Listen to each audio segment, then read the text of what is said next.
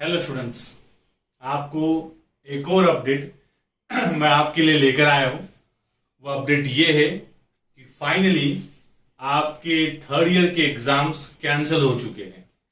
बड़े सारे अटकलियां स्टूडेंट्स लगा रहे थे, बड़े सारे परेशानी स्टूडेंट्स को आ रही थी, कंफ्यूजन हो रहा था कि हमारे एग्जाम्स कैंसिल हो गए कि नहीं हो गए। तो मैंने आपको तो पहले ही बता दिया था कि आपकी एग्जाम्स कैंसिल हो गई है, और अभी भी मैं यही बोलता रहा हूं कि आपकी एग्जाम्स कैंसिल हो गई है। लेकिन आपकी बार आपको कुछ और क्लेरिफिकेशन दी है। जीआर आया है, गवर्नमेंट का रेजोल्यूशन आया है। डिस्क्रिप्शन बॉक्स में मैंने जीआर दे दिया हूं आपको और मैं आपको साथ साथ उस जीआर का मैं आपको एक्सप्लेनेशन भी दे रहा हूं कि जीआर में क्या लिखा है। ऑल्दो मराठी में लिखा है, मैं आपको ब्रीफ में उसका इंट्रोडक्शन देता हूं। तो जीआर में क्या लिखा है? जीआर में थर्ड ईयर स्टूडेंट्स के लिखा है कि थर्ड ईयर के स्टूडेंट्स दो कैटेगरी के अंदर है, आपको सबको पता होगा। प्रोफेशनल है और नॉन प्रोफेशनल है।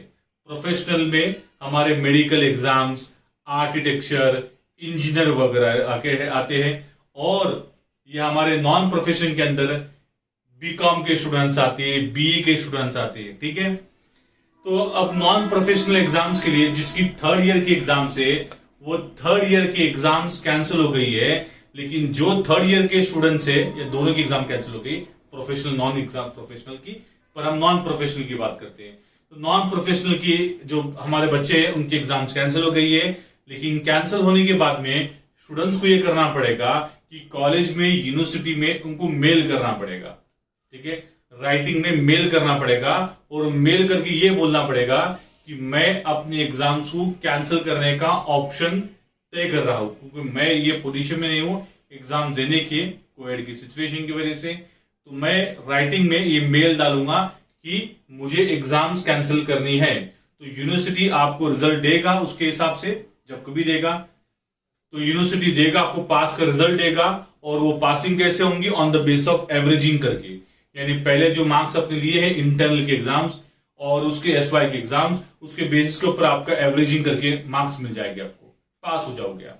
ठीक है, और अगर जिसको लगता है कि नहीं मुझे एवरेजिंग नहीं चाहिए, मुझे तो एग्जाम देनी है, ऐसे भी अगर कोई स्टूडेंट्स होंगे, तो वो लोग को भी राइटिंग में मेल देना पड़ेगा यूनिवर्सिटी को, कॉलेजेस को मेल देना पड़ेगा। और मेल में यही इंफॉर्मेशन होगी कि मुझे एग्जाम देनी है, तो यूनिवर्सिटी बताएगा आपको कि कब आपको एग्जाम देनी है। ठीक है, तो वैसे तो मेल कब देना है, उसकी वेबसाइट क्या है, उसकी डिटेल क्या है, वो कुछ ही दिनों में आपको अपडेट आ जाएगा। ठीक है, कौन से मेल आईडी पे देना है, किसको देना है, फोन करके दे कि कैसे दे, क्या दे, तो कुछ दिनों में उसकी भी अपडेट्स आ जाएगी आपके पास में।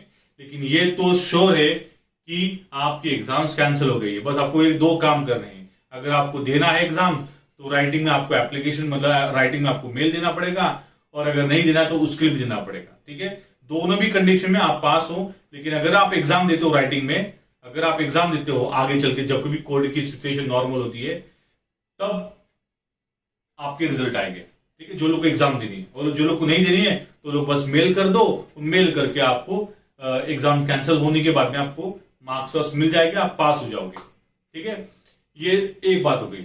दूसरी बात, नॉन प्रोफेशनल्स के लिए, प्रोफेशनल के लिए भी सेम कैटेगरी बना गया है।